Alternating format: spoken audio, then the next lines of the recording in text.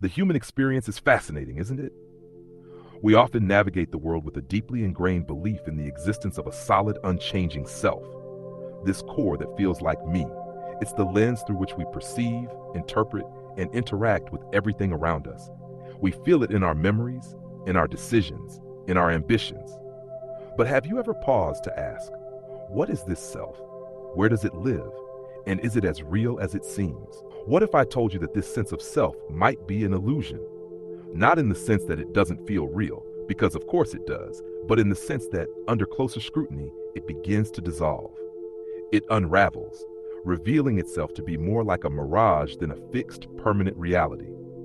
Meditation offers us a way to explore this. When you sit quietly and turn your attention inward, you notice something remarkable. Thoughts, sensations, and emotions arise on their own. They aren't being deliberately conjured by some central eye. Instead, they appear spontaneously and vanish just as effortlessly, like ripples on the surface of a pond. What remains when you strip away these passing phenomena is simply awareness, pure consciousness. It's a profound realization, one that has been echoed for centuries in traditions like Buddhism. The self, as we typically think of it, doesn't exist as a solid entity. Instead, it's a construct, a story our minds create to make sense of the world. But wait, isn't it possible, someone might argue, that even if this sense of self is a construct, it still serves a vital purpose? After all, isn't it this very sense of self that allows us to reflect, to grow, to connect with others? If we dismiss it entirely, do we risk losing something profoundly human? Here's where things get interesting. On one hand, letting go of the self can be profoundly liberating. Think about it. So much of our suffering comes from being trapped in the stories our minds tell us. Regrets about the past, worries about the future. They swirl around us, creating a storm of thoughts that feel impossible to escape. But what happens when you step back, when you realize that these thoughts are just fleeting events in consciousness, no more permanent than clouds drifting across the sky? In those moments, you can find a kind of freedom.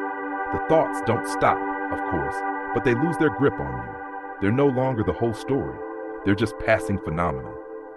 This shift can transform your relationship with anxiety, pain, and even joy. And yet, there's another perspective that's just as valid. What if this sense of self, illusory as it may be, is also what drives us to achieve, to create, to innovate? Think of the monumental accomplishments of humanity, the discoveries in science, the masterpieces of art, the breakthroughs that have shaped our world. Aren't these the result of individuals guided by a clear sense of their own identity, striving to leave a mark? Even mindfulness itself, this tool for observing and understanding the mind, is often approached with a sense of purpose and intention, both of which are rooted in the self. It's a paradox, isn't it? The very thing we try to transcend through mindfulness might also be the thing that enables us to practice it in the first place. Take something as common as public speaking. For many, it's a source of deep anxiety. The heart races, the palms sweat, the mind fills with doubts, but mindfulness offers a way through. Instead of resisting the anxiety, you can learn to observe it.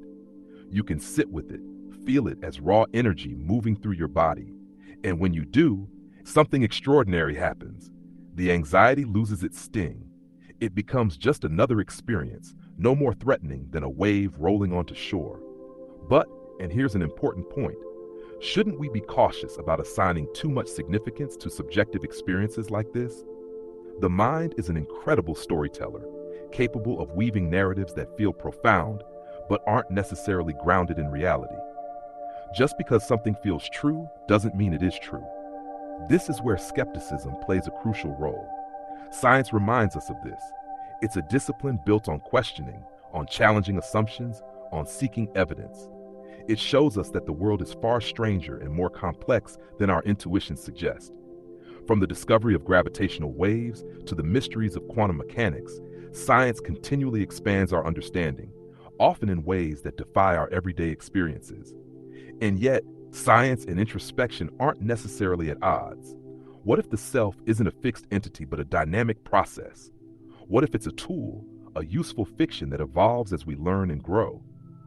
This perspective allows us to embrace the insights of mindfulness without dismissing the practical value of a well-defined identity. Consider this: the most joyful moments in life often happen when we lose ourselves, not in a literal sense, but in the sense of being completely absorbed in the present.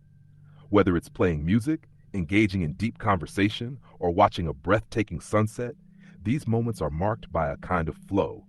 We're not analyzing or narrating our experience, we're simply living it. At the same time, joy can also come from anticipation, from looking forward to what's next. The self plays a role here too. It's what allows us to reflect on the past, dream about the future, and savor the journey in between. So where does that leave us? Perhaps the answer lies not in choosing one perspective over the other, but in holding both simultaneously. We can explore the illusion of the self, using mindfulness to deepen our awareness and reduce suffering. And we can celebrate the self as a source of creativity, ambition, and connection.